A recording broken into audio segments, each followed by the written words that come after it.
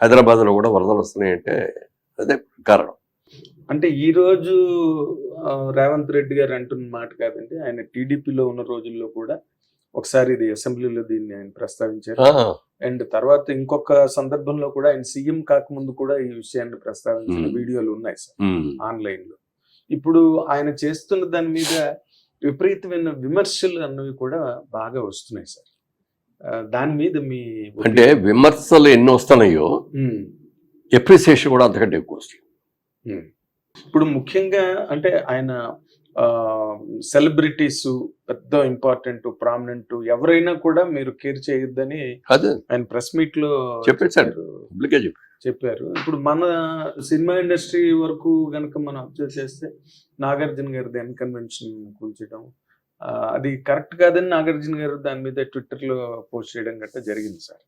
దాని పట్ల మీ తాలూకా angle of అంటే దాని గురించి నేను పెద్దగా చెప్పలేనండి. చెరువు అది ఉంది, బట్ ఇది వాళ్ళ ల్యాండ్ గా మాత్రం అది పట్టా ల్యాండ్, అందులో డౌట్ లేదు.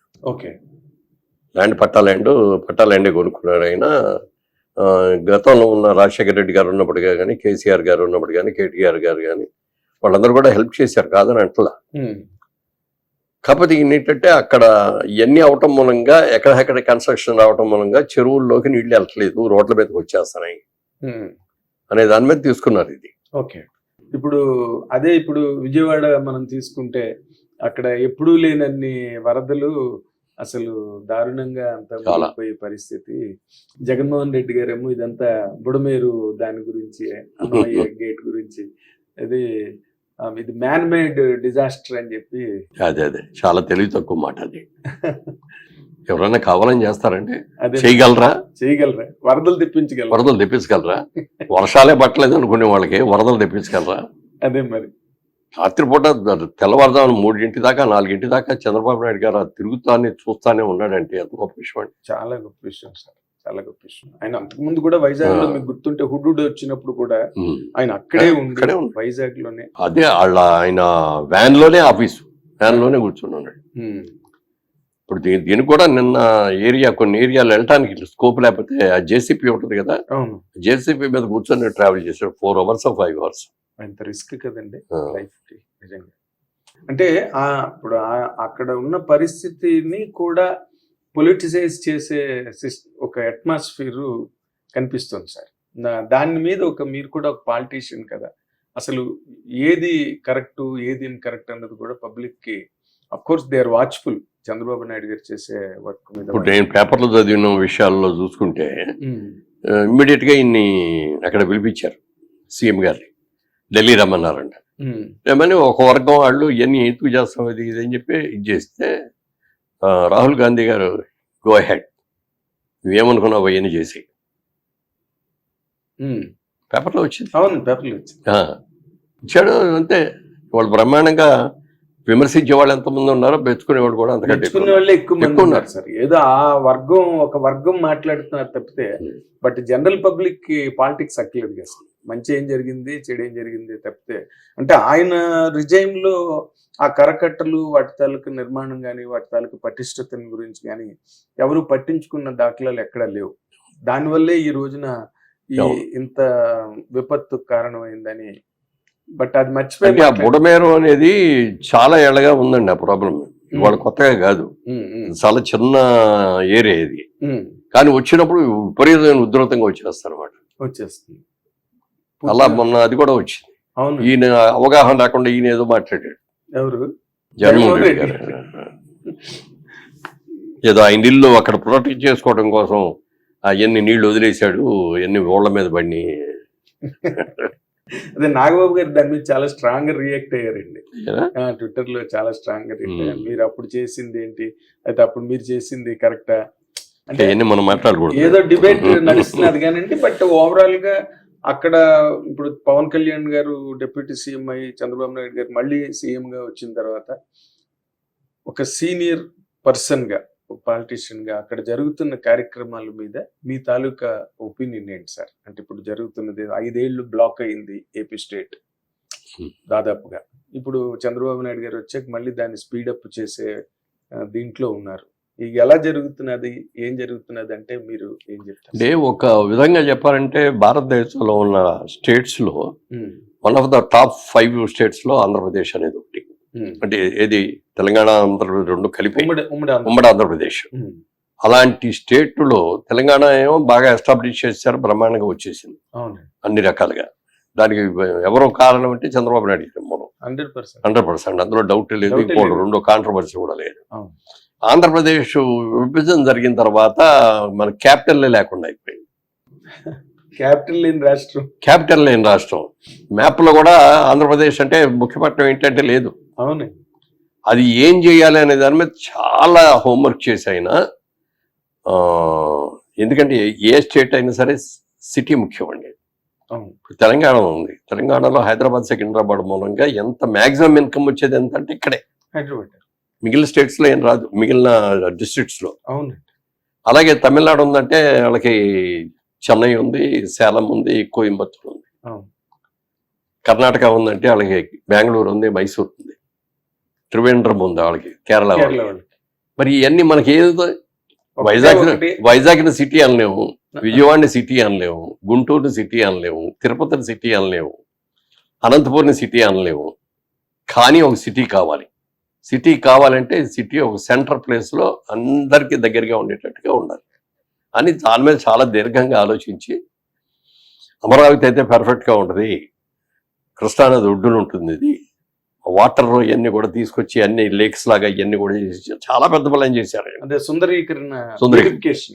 ఇవన్నీ చేద్దామని చేసుకున్న తర్వాత డబ్బులు అయ్యి ల్యాండ్ ఎక్కడి నుంచి వస్తుంది, కాస్ట్లీయెస్ట్ ల్యాండ్స్ అయ్యి అవును కదా. ప్రజలకి ఒక అప్పీల్ ఇచ్చాడు ఆయన. ఉమ్, ఈ ల్యాండ్ ఇవ్వండి, డెవలప్మెంట్కి మాకు ఇవ్వండి, మేము డెవలప్ చేస్తాం, ఇన్ఫ్రాస్ట్రక్చర్ అంతా వేస్తాం, రోడ్లు, కరెంటు కావాల్సిన అన్నీ కూడా మేము చేస్తాం, చేసి మీరు ఇచ్చిన ప్రతి ఎకరానికి ఇంత మీ షేర్ అని చెప్పి మీకు ఇచ్చేస్తాం, డెవలప్డ్ ల్యాండ్ ఇస్తాం అని చెప్పిస్తే ఈయన మీద ఉండే ఒక నమ్మకంతో దాదాపుగా 33,000 ఎకరాలు నాటే వరల్డ్లో జరగలే ఇంతవరకు ఎక్కడ ₹1 తీసుకోకుండా ఇవ్వటం. ఆ ఇచ్చి అంత అద్భుతంగా చేసి ముందు కావాల్సిన సెక్రటేరియట్ కట్టుకోవడం కానీ, హైకోర్టు కట్టుకోవడం కానీ అన్నీ కూడా కావాల్సినవి ఇమ్మీడియట్గా కావాల్సి అన్నీ చేస్తారు కదా. అలాగే ఆఫీసర్స్కి అందరికీ కూడా కావాల్సింది కావాలి, రాజ్భవన్ కావాలి, రాజ్భవన్ కూడా ఏదో ఒక బిల్డింగ్ తీసుకొని దాన్ని రీమోడల్ చేసి రాజ్భవన్ చేసి ఇట్లా ఇవన్నీ చేశాడు. అవును సార్. చేసి బ్రహ్మాండంగా ఉంది అనుకున్న దాంట్లో నెక్స్ట్ గవర్నమెంట్లో ఈయన రాలా, అవును. నాశనం అయిపోయింది. ఇప్పుడు ఏమైపోయింది, స్టేట్ జీరో నుంచి స్టార్ట్ చేసినా కొత్తగా ఈజీగా చేయొచ్చు, కానీ మైనస్ నుంచి స్టార్ట్ అయ్యింది. ఈ మైనస్ని జీరో చేసుకొచ్చి జీరో నుంచి ప్లస్కి వెళ్ళాలి. అవునండి. అది ఆయన కాబట్టే చేయగలిగారు. 100%. ఇప్పుడు అలాగే పవన్ కళ్యాణ్ కూడా ఈ కూటమి ఏర్పడటానికి కారణంలో ముఖ్య పాత్ర తీసుకున్నది పవన్ కళ్యాణ్ గారు. సార్. ఇటు చంద్రబాబు నాయుడు గారితో మాట్లాడి ఒప్పించడం కానీ, లేకపోతే బీజేపీ దగ్గరికి వెళ్ళి వాళ్ళతో ఒప్పించడం కానీ, అక్కడ కూడా నాకు ఇంపార్టెన్స్ ఏంటి, నాకు ఎన్ని సీట్లు ఇస్తారు అనేది కూడా చూడుతున్నారు. ఓటు అగైనెస్ట్ ఓటు ఏది కూడా చేయకూడదు, ఈ కూటమిని గెలవాలి అనే దాని మీద చేసి అద్భుతంగా చేశాడు. అవును. చంద్రబాబు నాయుడు గారు కూడా హైయెస్ట్ ఇంపార్టెన్స్ ఇచ్చారు ఆయనకి, అవును. డిప్యూటీ చీఫ్ మినిస్టర్ పెట్టి. అవును. ఫస్ట్ అసలు ఆయన జైల్లోకి వెళ్ళగానే వెళ్ళిన వ్యక్తి వెళ్ళి ఆయనతో మాట్లాడి కన్విన్స్ అవ్వగానే బయటకు వచ్చి స్టేట్మెంట్ అనౌన్స్ ఇచ్చాడు, చేశాడు కదా. అనౌన్స్ చేశాడు. పొత్తు వెంటనే ప్రకటించి ఆ రోజు బాలకృష్ణ గారు ఉన్నారు పక్కన, జైలు బయటకు వచ్చిన తర్వాత. ఇప్పుడు అమరావతి ఈ వరదల్లో అమరావతి కూడా వాటర్ బాగా మునిగిపోయే పరిస్థితి, అక్కడ బిల్డింగ్ల చుట్టూరా ఎక్కువ నీళ్లు రావడం, వాటి మీద కూడా ఎక్కువ చర్చలు జరుగుతున్నాయి సార్. అంటే ఇదే అమరావతిని ఈ విధంగా రేపు క్యాపిటల్ గా తయారు చేసి అక్కడ బిల్డింగ్స్ గట్టా వచ్చిన తర్వాత దాని భవిష్యత్తు ఎలా ఉంటుంది అన్నది కూడా చాలా మంది. బ్రహ్మాండంగా ఉంటుంది సార్, అందులో డౌటే అక్కర్లా. అవునా? చాలా బాగా చేస్తారు ఆయన. అంటే ప్లానింగ్ 2 years or 3 years తీసుకున్నాడు ఆయన. తీసుకొని సింగపూర్ వాళ్ళతో కానీ, మలేషియా వాళ్ళతో కానీ, జపాన్ వాళ్ళతో కానీ వీళ్ళందరితో కూడా ప్లానింగ్ చేసి బోల్డ్ చేసి ఒక అద్భుతమైన సిటీకి ఇవ్వాలన్నమాట. అవునండి. ఏదో కట్టామంటే కాదు, ఏదో కట్టాం, సెక్రటేరియట్ కట్టాం, ఏదో హైకోర్టు కట్టాం అంటే కుదరదు. అవునండి. ఒక సిటీ అద్భుతమైన సిటీ. విజయవాడని, మంగళగిరి, తెనాలి, గుంటూరు నల్లింటిని కలిపి ఒకే ఒకటి సిటీ చేయాలని ఆలోచన. విజయవాడ, గుంటూరు, తెనాలి, మంగళగిరి. మంగళగిరి. ఓకే. చాలా గ్రేట్ ఏరియా అండి ఇది. చాలా పెద్ద పెద్ద area. కల్చరల్ గా గానీ ఒక హెరిటేజ్ ఆస్పెక్ట్ లో గానీ అవును చాలా ఫ్లరిషింగ్ ఏరియా అండి. అవును అండ్ మోర్ ఇంపార్టెంట్లీ అది అటు శ్రీకాకుళం టెక్కలు నుంచి తీసుకున్నా ఇక్కడ తిరుపతి చూసుకున్నా కరెక్ట్ గా సెంటర్ పాయింట్ లో ఉంది, centre point. Equal distance. Morning బయలుదేరి క్యాపిటల్కి వచ్చేసి పని చూసుకుని రాత్రి ఇంటికి వెళ్ళిపోవచ్చు. అవును సార్. అదే వైజాగ్ లో క్యాపిటల్ అన్నారు అనుకోండి, అక్కడి నుంచి రావాలంటే వాళ్ళకేమో నుంచి రావాలంటే. చాలా దగ్గర అటు ప్రాంతం, ఇక్కడేమో దూరం, ఇంబ్యాలెన్స్ ఉంటుంది. అదే. పైగా అంత ఏరియా కూడా అక్కడ ఆ, కష్టమైన విషయం. అదే. తర్వాత ఇంకొక ఇంపార్టెంట్ గా మీరు సినిమా ఇండస్ట్రీలో ఇన్ని సంవత్సరాలుగా ఒక హీరోగా, ఒక నిర్మాతగా, ఇప్పుడు మళ్ళీ క్యారెక్టర్ ఆర్టిస్ట్ గా దాదాపు 40 సంవత్సరాలు 40-50 సంవత్సరాల దగ్గర, ఇప్పుడు ఈ టైంలో మీలాంటి వాళ్ళు దీని మీద 100% వ్యాఖ్యానించాల్సిన అవసరం ఉందని నాకు అనిపించింది సార్. ఇప్పుడు ఈ హ్యామా కమిటీ ద్వారా అంటే సినిమా ఇండస్ట్రీలో మహిళల మీద వేధింపులు జరుగుతున్నాయన్న దాని మీద ఇప్పుడు కేరళలో చాలా పెద్ద గందరగోళం అయింది. అక్కడ అందరూ మాట్లాడుతున్నారు, సురేష్ గోపి కానీ, మౌన కానీ, మమ్ముట్టి కానీ. అండ్ ఇక్కడ రజనీకాంత్ అడిగితే నాకు దాని గురించి ఏదో అవగాహన లేదని ఆయన చెప్పడం జరిగింది. అండ్ అన్ని అంటే ఇవాళ అది ఎక్కడికి వెళ్ళినా ప్రతి డిపార్ట్మెంట్ లోను ప్రతి చోట ఉందండి, ఇక్కడ అక్కడ అనే కాదు. సినిమా వాళ్ళు అనేటప్పటికి ఏంటంటే ఉబ్బతద్దాల్లో చూస్తారు సినిమా వాళ్ళని. ఉన్నాయి ఉన్న ప్రాబ్లమ్స్ ఉన్నాయి, ప్రాబ్లమ్స్ సాల్వ్ చేసుకోవాలి తప్ప ఊరికి అల్లరి చేసుకొని బయట పెట్టేసి అల్లరి చేసుకోకూడదు. అల్లరి అవుతున్నారు, అల్లరి అవుతున్నారు. ఎందుకని రావాలి? ఇప్పుడు ఆ అమ్మాయి సింగర్ వైరముత్ గారి మీద కేసు పెట్టి దాని మీద పెద్ద పోరాడుతున్నారు పక్కన చెప్తున్నది ఆవిడ. అంటే మనకు మీరు మీ టైంలో మీరు బాగా హీరోగా మంచి డేస్ లో ఇలాంటి సందర్భాలు ఎప్పుడైనా మీకు ఎక్కడైనా? మాకు తెలిసి లేదు, ఇక్కడ ఉన్నాయో గారు బయటికి రావయ్యి. అదేలేండి సార్.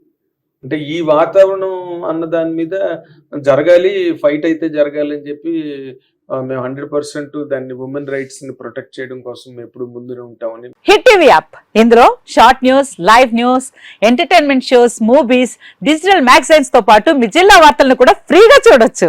ఇంకెందుకు ఆలస్యం, వెంటనే హిట్ టీవీ యాప్ ని డౌన్లోడ్ చేసుకుని ఫ్రీగా ఎంటర్టైన్మెంట్ పొందండి. Hit TV app. Hit TV app. Please download Hit TV app. Hit TV app ని ఫ్రీగా డౌన్లోడ్ చేసుకొని ఎంజాయ్ చేయండి. మీకు నచ్చిన ఎంటర్టైన్మెంట్ కోసం హిట్ టీవీ యాప్ ని ఫ్రీగా డౌన్లోడ్ చేసుకుని ఎంజాయ్ చేయండి. హిట్ టీవీ యాప్ ని డౌన్లోడ్ చేసుకుని ఆస్వాదించండి, ఆశీర్వదించండి. ఇంతమంది సెలబ్రిటీలు హిట్ టీవీ యాప్ ని డౌన్లోడ్ చేసుకోండి అని చెప్తున్నారంటే ఎంత మంచి యాప్ ఆలోచించండి. అమెరికా అమెరికాలో చదవాలనుకునే వాళ్ళకి విశ్వసనీయమైన పేరు మన శౌర్య కన్సల్టెన్సీ. UK లో 1 year masters. UK లో 1 year masters. 2 years work permit up to 5 years visa. Contact Saurya Consultancy. Contact 89851 89851.